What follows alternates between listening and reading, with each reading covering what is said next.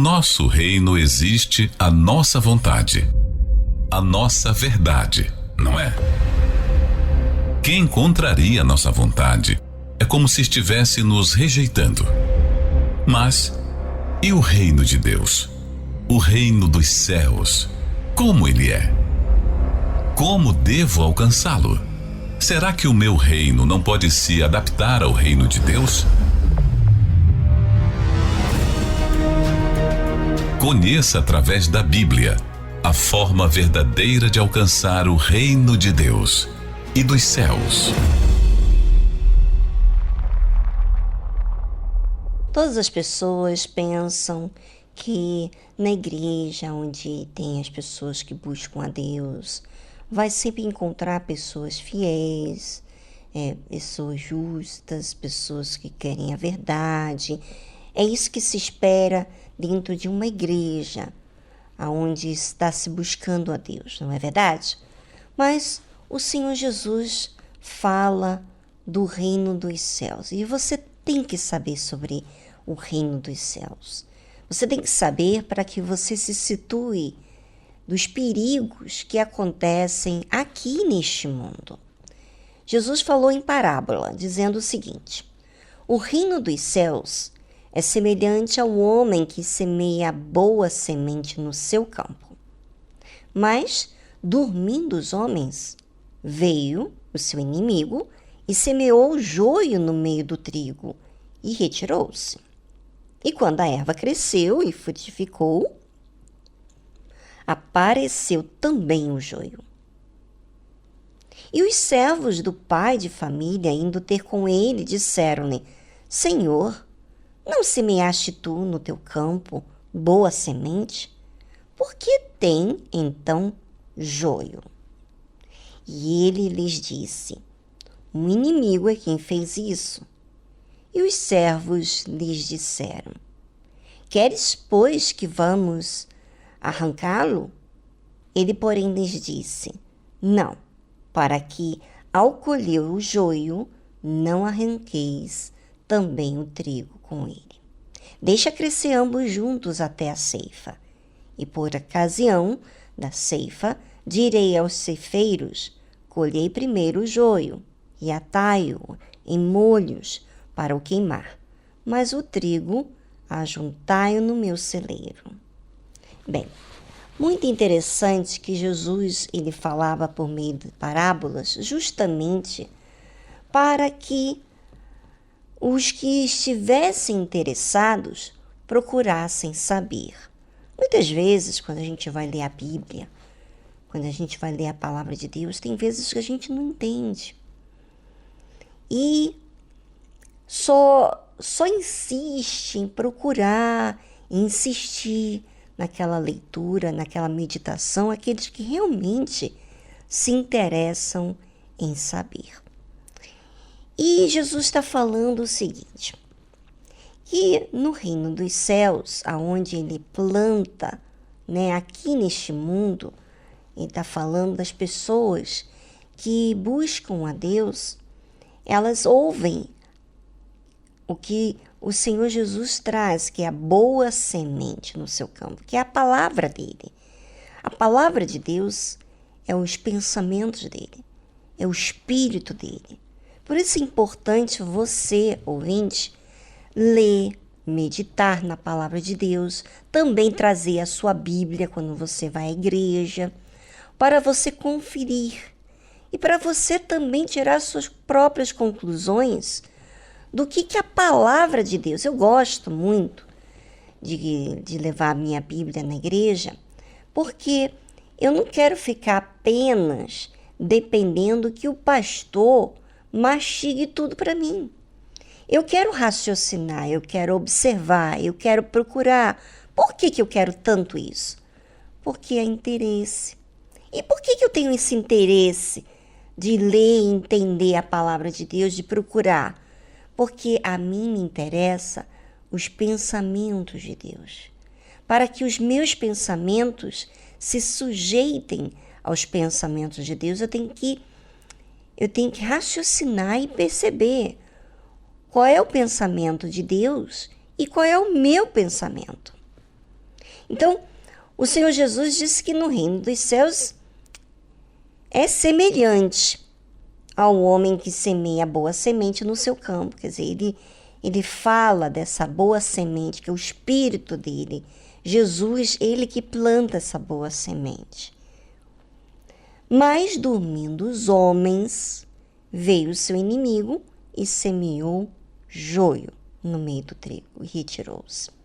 Então, ali, por exemplo, na igreja, onde você vai à igreja nos domingos, nos outros dias da semana, também na quarta, enfim. Você ouve a palavra de Deus e por meio desta palavra, você decide em aceitá-la ou você recusa, você deixa passar. Normalmente as pessoas que estão famintas, as pessoas que estão procurando agir de forma justa para com Deus, elas estão indo na igreja já com objetivo. E as que não vão com objetivo são essas que vão para agradar, ou às vezes até mesmo vão para sentir-se bem, mas não porque procuram Deus. Então, o diabo, ele é esse inimigo que semeou o joio no meio do trigo. Aonde estava o trigo, aonde tem aqueles que procuram a verdade, que querem viver uma vida justa, ele semeou ali também o joio, que não dá fruto. Só que, o que acontece?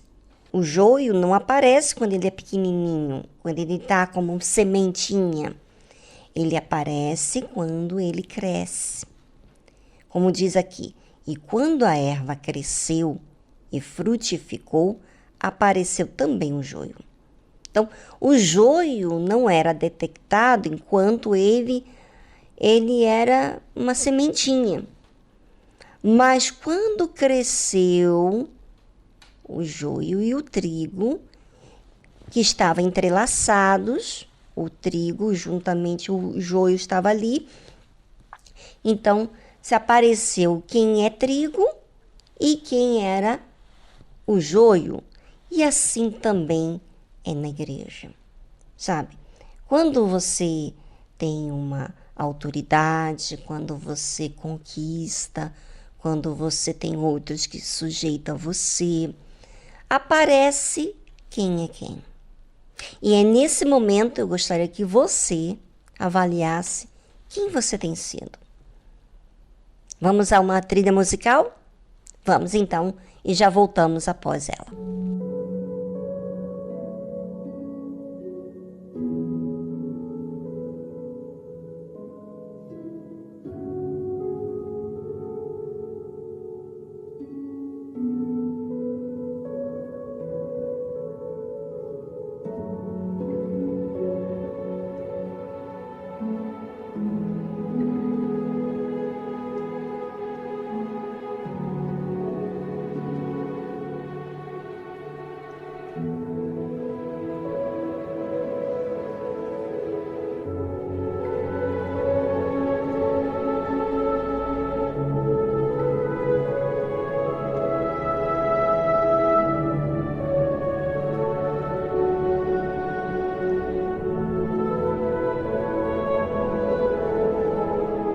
É muito interessante porque, por exemplo, eu tô na igreja desde pequenininha, né? Nasci dentro da Igreja Universal. E eu vi muitas pessoas que eu cria ser uma pessoa de Deus. Eu olhava com pureza, com bons olhos. E de repente essa pessoa veio a decepcionar. E eu ficava assim, meu Deus, assustada com tudo isso, porque eu não imaginava que isso poderia acontecer. Eu era novinha na minha fé e eu vi muitas pessoas desperdiçarem tudo aquilo que elas receberam. Eu me lembro que, mesmo estando na igreja, eu sempre tive esse desejo de fazer o que é certo. Eu não queria errar. Eu não queria ser injusta. Eu não queria cometer erros, pecados, nada disso. Eu não queria que isso acontecesse comigo. E o que me aconteceu? Eu lembro que a palavra de Deus me apontava a minha injustiça, os meus pecados. E eu olhava para mim assim, olhava para as pessoas e olhava que elas não tinham muitas pessoas que estavam à minha volta, que até faziam parte da obra de Deus, elas aparentemente, ao meu ver, pelo menos é o que eu via por lá de fora, elas levavam tudo muito tranquilamente. E eu, nas minhas lutas internas, descobrindo, porque quando você é batizada com o Espírito Santo, a Bíblia fala que o Senhor Jesus, o Espírito Santo, que é o Consolador, vos guiará a toda a verdade. É a partir do momento que você é batizada com o Espírito Santo, você passa a ver a verdade mais a fundo do que antes, de uma forma bem profunda. E eu estava lidando comigo em muitas guerras internas minhas. E que, enquanto eu estava ali buscando, falando com Deus, chorando, sentindo a dor da minha injustiça, a minha vergonha diante de Deus, existiam aqueles que pregavam, que falavam, que tinha até mais autoridade que a gente que estava na obra no início e tal. Mas essas pessoas vieram a cair na fé. E caíram feio. Por quê? Porque, sabe, enquanto elas estavam nesse ambiente de fé, essa boa semente que é a palavra de Deus, ela tem que ser considerada, porque ela é uma semente eterna. Se você, ouvinte, não dá uso, não aproveita a palavra de Deus para você, você vai estar, sabe, levando a vida espiritual de qualquer maneira. Se você não se observar, você não vai ver, você não vai sentir necessidade de buscar a Deus. E graças a Deus, o tempo foi passando e muitos perderam a fé, perderam o temor, não tinham mais temor. Por quê? Porque, na verdade, o joio nunca tem temor. Ele não dá fruto. O joio é aquele que é falso. Ele ora por orar, ele vai à igreja, ele dá o dízimo, ele faz tudo.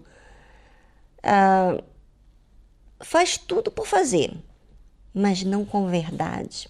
Não porque entende a sua necessidade. Por exemplo, eu vejo, o dízimo e a oferta, um exemplo disso, é que em tudo da minha vida, o dízimo é separar as primícias para Deus. É colocar Ele acima de todas as minhas outras necessidades. Não só na parte física, econômica, mas também nas minhas escolhas, de colocar Deus primeiro. Então, quando eu acordo de manhã, eu gosto de colocar Deus em primeiro na minha vida. Tem coisas que eu tenho necessidade de fazer logo pela manhã, mas todas essas coisas que eu tenho necessidade de fazer pela manhã vai estar sujeita a prioridades que eu coloco na minha vida com Deus. Então, eu dedico meu tempo todos os dias, pela manhã, para Deus. Um ou outro dia que sai da minha rotina, uma viagem, é que sai do normal. Mas todo dia, praticamente os 6 dias da semana, um ou outro pode escapulir.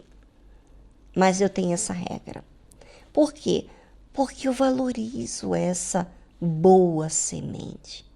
E o meu Senhor, a palavra que Ele tem me ensinado, Ele tem me gerado disciplina, Ele me tem cuidado de mim, tem mostrado o que eu tenho que fazer, tem aberto os meus olhos para aquilo que eu não via. Isso quem faz é o próprio Senhor Jesus. Mas, ao meu lado, como diz aqui, vai também ter sido semeado também o joio, aquele que aparenta ser de Deus, mas não é. E você tem que estar preparado para isso. Você tem que estar preparado de que nem todas as pessoas estão procurando a verdade. Nem todos amam a verdade. Nem todos querem o que é justo. Nem todos querem Deus. Ainda que falam que querem Deus, mas as suas escolhas, suas prioridades revelam o contrário. Então, e os servos não entenderam. Perguntaram, os servos do pai de família, indo ter com ele, disseram-lhe: Senhor, não semeaste tu no teu campo boa semente? Por que tem então joio? E ele lhes disse: um inimigo é quem fez isso. E os servos lhe disseram: queres, pois, que vamos arrancá-lo? Vamos arrancar esse inimigo. Isso aqui está mal. Jesus falou o seguinte: ele, porém, lhes disse: não, para que ao colher o joio, não arranqueis também com ele, também o trigo com ele. Deixai crescer ambos juntos até a ceifa. Sabe, quando você cresce justamente com algo que é falso, com alguém que é falso, ou você se põe mais puro, ou você se corrompe. E aí é que revela quem é quem. Quem é realmente verdadeiro trigo, que dá fruto, e quem é joio, que é falso, que não tem fruto. Então, deixa eles crescerem juntos, que é o Senhor Jesus. Deixa. E o Senhor Jesus disse assim: por a ocasião da ceifa, direi aos ceifeiros, que é os anjos, colhei primeiro o joio e atai-o em molhos para o queimar, mas o trigo ajuntai no meu celeiro. Veja que o joio vai ser colhido pelos próprios anjos que Deus enviar para no dia da colheita. Cedo ou tarde, tudo vai se manifestar. E a gente não tem que se preocupar com aquele que não quer. O que não quer teve a oportunidade de morrer, porque o joio, ele não tem como ele ser trigo se ele não morrer. Ele precisa morrer. Para você ser trigo, você tem que abandonar, você tem que odiar tudo aquilo que é contrário a Deus. A mentira, o engano, a sensualidade, a esperteza, sabe? Tirar proveito das outras pessoas. Se você não odeia, então é porque você gosta do que o diabo traz.